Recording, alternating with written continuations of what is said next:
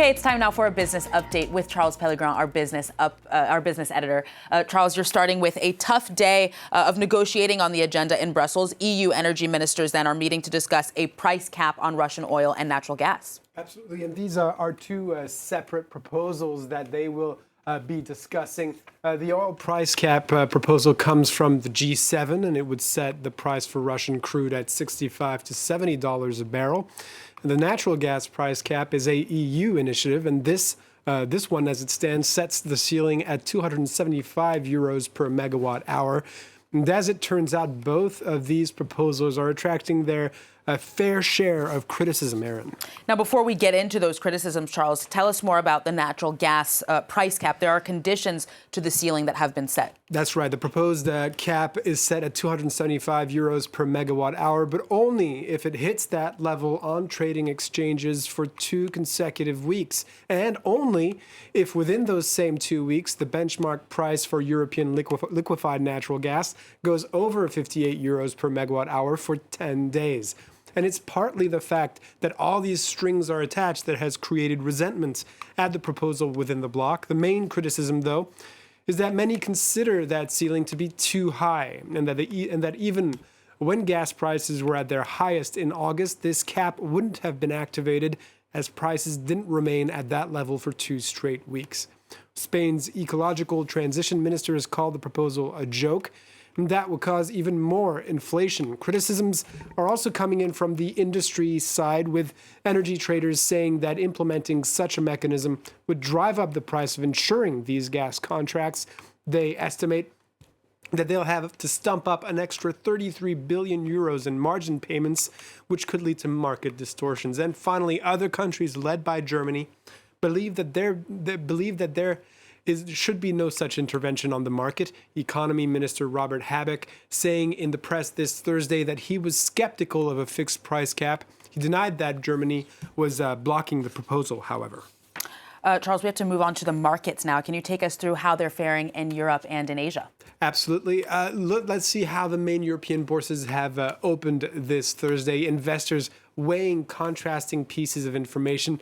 The release of minutes from the Federal Reserve's November meeting suggests a slower rate hikes in the future, as the central bank is seeing progress in the fight against inflation, but also economic indicators which signal the Eurozone has entered a recession. As we can see, the FTSE in London staying flat, the Paris CAC 40 up by 0.1%. Let's go to Asia now, where the release of the Fed minutes is driving up shares in Asia, except in Shanghai. This as cities around the country are imposing localized lockdowns to deal with the rise in COVID infections. We can see the Nikkei in Tokyo up almost 1%, the Hang Seng in Hong Kong up almost 0.2%, and the Kospi in Seoul up almost 1% as well. All right, Charles, one of the world's biggest sporting brands could be on sale, and it's already attracting many potential buyers. That's right. Manchester United, the iconic English football club, rich in trophies, though not so much lately, and assets as well.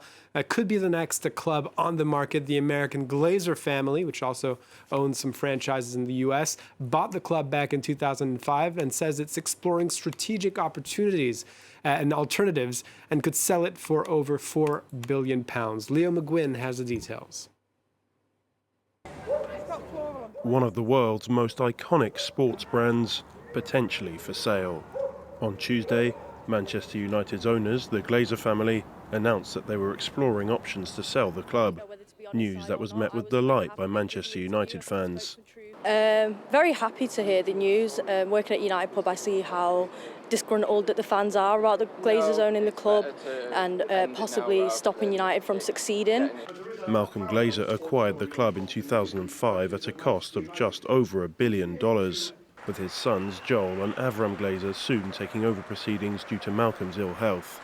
And despite early success on the pitch, off it has been anything but smooth sailing. Most of the capital used by the Americans to purchase Manchester United came in the form of loans secured against the club's assets, which has left Man United with debt of over $500 million. Coupled with a perceived lack of investment and a relative lack of success on the pitch in the last 7 or 8 years, fan unrest has continued to grow over the course of their ownership, which has led to several mass protests demanding that the Glazers sell the club. Despite a tumultuous 17-year stint, the club has quadrupled in value. While only the 19th most valuable sports team in the world, the club is still worth $4.6 billion according to Forbes. The Glazers will be hoping to attract more than that. There are several early frontrunners to buy the club. The favourite, Jim Ratcliffe, one of Britain's richest men. The billionaire owner of Ineos is from Manchester and supported the club growing up. The 70-year-old previously said that if the iconic club was ever put up for sale, he would definitely be a potential buyer.